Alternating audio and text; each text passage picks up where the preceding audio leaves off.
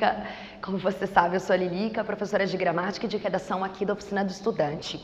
Nestas nossas aulas para o Enem, pensando no Enem, nós prosseguimos aqui com temas possíveis para a prova. Sempre lembrando-se, por favor, de que a ideia não é deixá-la apreensiva, apreensivo, nervosa, nervoso. Então quer dizer que isso vai cair. Não é isso que eu estou dizendo, tá? A ideia é, quem sabe, você nesses próximos dias ler um pouco mais, se informar um pouco mais sobre 3, 2, 4 ou 6 desses temas dos quais nós estamos falando. São temas que se parecem com temas que normalmente são abordados pela prova do Enem. Mas eu gosto muito de deixar claro, não tenho a pretensão aqui de acertar, de dizer que esse assunto, esse tópico cairá na prova do Enem. A principal ideia é ajudá-la a fazer aquela leitura treinativa. Você que me conhece também essa expressão, né? A leitura treinativa é aquela leitura em que você vai treinar os tipos de argumentos que você poderia usar, se aquele assunto, se aquela frase temática aparecesse na sua prova, que tipo de proposta de intervenção social você produziria. A ideia, a principal finalidade é ajudá-la nessa leitura treinativa. Claro que se houver tempo, óbvio, seria interessantíssimo que você procurasse se informar um pouco mais, lesse um pouco mais sobre alguns desses vários assuntos que nós estamos abordando aqui, tá? Continuando a nossa lista, na posição de número 6, há o assunto obesidade infantil. E infelizmente o Brasil ocupa um dos primeiros lugares, né, de um pódio nada agradável. Nós somos o segundo país onde mais há crianças obesas no mundo. É um problema sério, é um problema de saúde pública, é um problema que interessa a todos nós, é um problema que exige soluções efetivas, é um problema que acontece pelos mais diferentes motivos, pelas mais diferentes razões. É muito grave haver crianças com obesidade.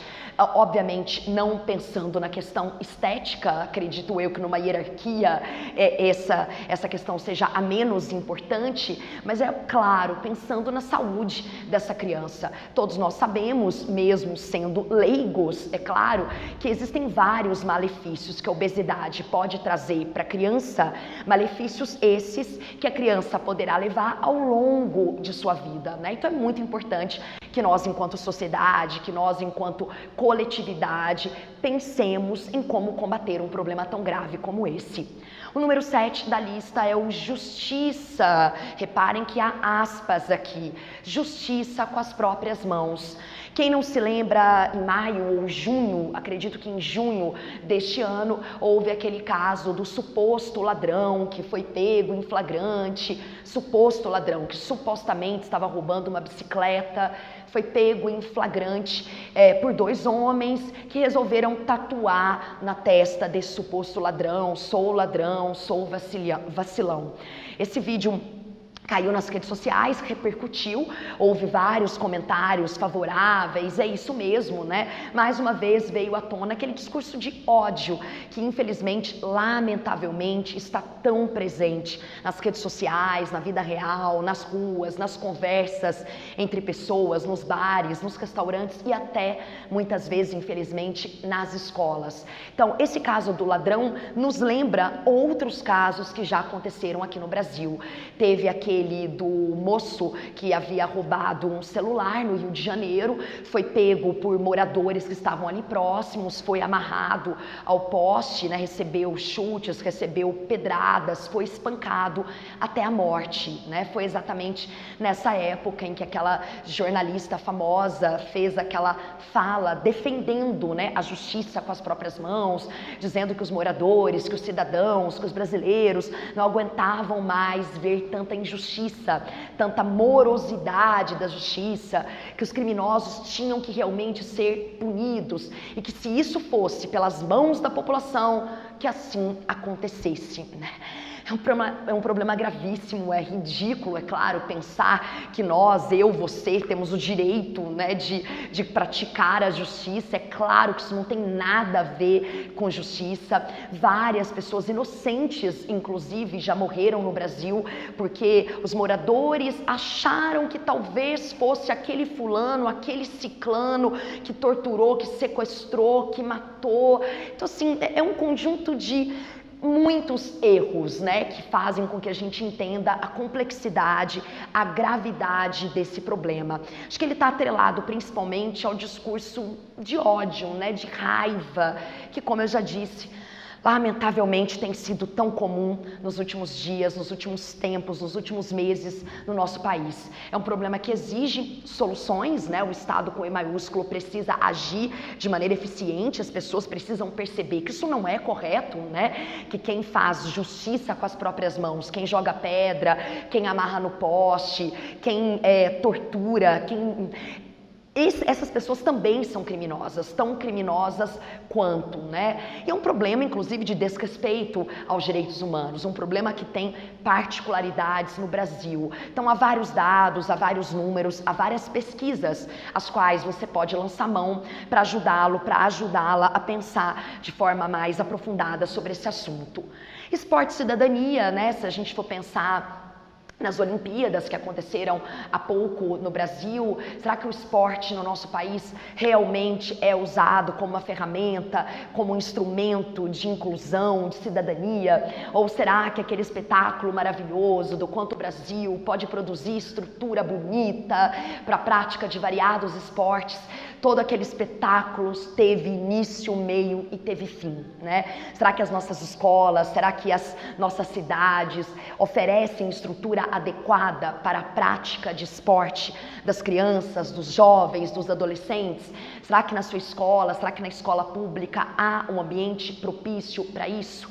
Infelizmente, a maioria da resposta será não, né? Eu lembro a época de muitas reportagens que foram feitas nas Olimpíadas, várias delas, inclusive, tratavam desse choque de realidade, digamos assim. No Rio de Janeiro, né, nas cidades esportivas, nos complexos esportivos, tecnologia de ponta, estrutura muito bem feita, muito bem elaborada, não apenas para receber os atletas, mas, obviamente, para que houvesse a prática daqueles variados esportes. E aí saía-se desse contexto, né? Saía-se desse complexo e dava-se de cara com uma escola pública totalmente largada, né? Totalmente abandonada pelo poder público, em que não há nem sala direito, né? Nem cadeira apropriada, nem lousa apropriada, muito menos não há um espaço adequado para a prática de esportes, nem uma estrutura mínima, né? Para o jogo de futebol, por exemplo. Então é muito triste a gente reparar o quanto na época das Olimpíadas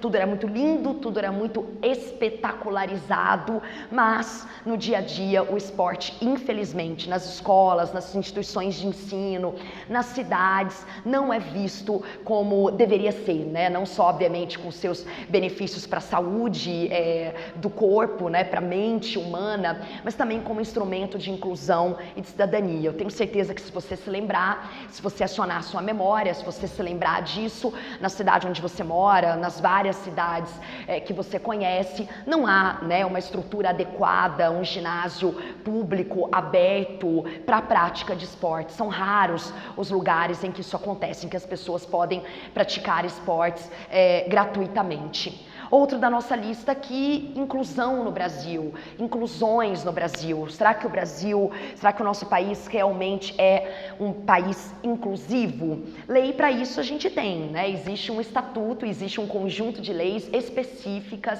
para pessoas com necessidades especiais, né? Portadoras de necessidades especiais. Será que essa lei é colocada em prática, né? Será que no mercado de trabalho as pessoas que precisam de necessidades especiais, será que as pessoas que precisam de ser incluídas realmente estão sendo? E nas escolas? Será que realmente as nossas crianças que têm necessidades especiais, que são portadoras de necessidades especiais, será que elas estão sendo bem tratadas, bem recebidas nas nossas escolas, sejam elas particulares, sejam elas públicas? Será que as escolas públicas e particulares oferecem estrutura adequada para receber essas crianças, estrutura física, estrutura cognitiva, se a gente estiver falando, portanto, ou pensando em profissionais gabaritados, preparados, especializados para atender às mais variadas necessidades especiais que as crianças possam ter, e os adultos, né, e as pessoas que têm necessidades de locomoção, as pessoas que são cegas, será que elas se sentem seguras usufruindo do espaço que deveria ser público, né? Será que uma pessoa cega se sente segura andando pelas ruas de Campinas, pelas ruas da sua cidade, pelas ruas das cidades grandes do Brasil? Será que nós oferecemos essa estrutura adequada? Será que as nossas calçadas, mínimo, né, inclusive para uma pessoa que não tem necessidade especial, será que as nossas calçadas têm estrutura adequada para atender, para dar segurança a uma pessoa cadeirante, por exemplo? Então, falar de inclusão e falar da realidade do nosso Brasil, infelizmente, é falar de um tema cara do Enem. Infelizmente, se a gente estiver pensando, é claro, no quanto ainda há problemas graves, né? O quanto direitos básicos dessas pessoas ainda não são respeitados. O quanto a lei para isso, como eu disse, existe um estatuto especificamente voltado para as pessoas portadoras de necessidades especiais, mas uma coisa é a lei, outra coisa bem diferente é a prática. Quem sabe você não procure se informar um pouco mais sobre esse estatuto, quem sabe você não lê um pouco mais sobre inclusão e sobre Brasil. É um tema bem parecido mesmo com a natureza temática abordada pelo Enem. O último aqui da nossa lista, intolerância política. Intolerâncias, né? Vivemos uma época de intolerâncias no nosso país, das mais diferentes naturezas, inclusive a política.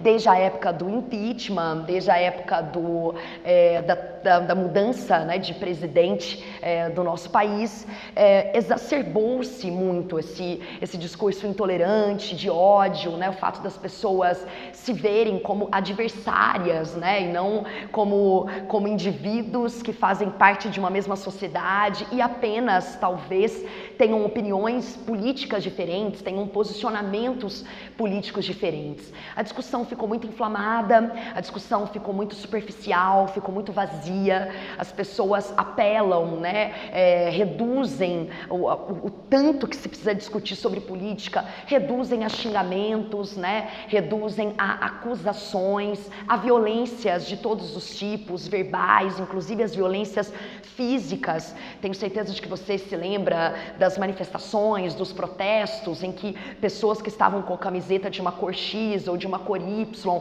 eram violentadas, né, fisicamente inclusive, verbalmente e fisicamente. Então, as redes sociais viraram verdadeiros ringues, né, de brigas, de disputas, de política, e inclusive as pessoas confundem o conceito de política, né? As pessoas acreditam que política, muitas pessoas acreditam que política esteja ligada apenas à representatividade política, né? Ao partido X, ao partido Y, ao fulano e ao ciclano. Todos nós sabemos, é claro, política é muito mais do que representatividade. Outro tema, outro assunto bem parecido com os temas abordados pela prova de redação do Enem. Até a próxima. Digam tchau, Lilica. Tchau, Lilica.